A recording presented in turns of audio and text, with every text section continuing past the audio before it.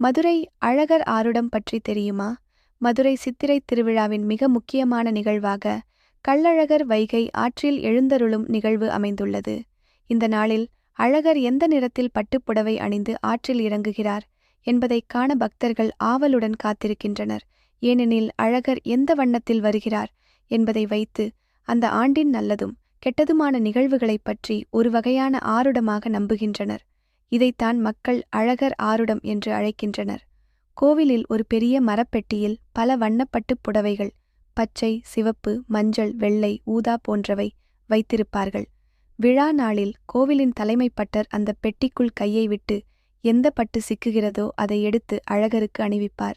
இது முற்றிலும் இறைவன் வேண்டியதைப் போலவே நடக்கும் என நம்பப்படுகிறது.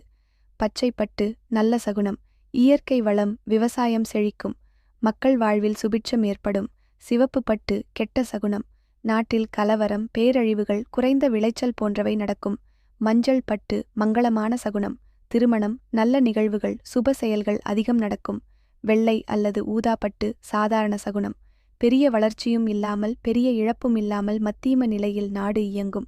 இதனால் ஒவ்வொரு ஆண்டும் அழகர் எந்த நிறத்தில் ஆற்றில் இறங்குகிறார் என்பதைக் காண பக்தர்கள் மிகுந்த ஆர்வத்துடன் காத்திருப்பது வழக்கம்.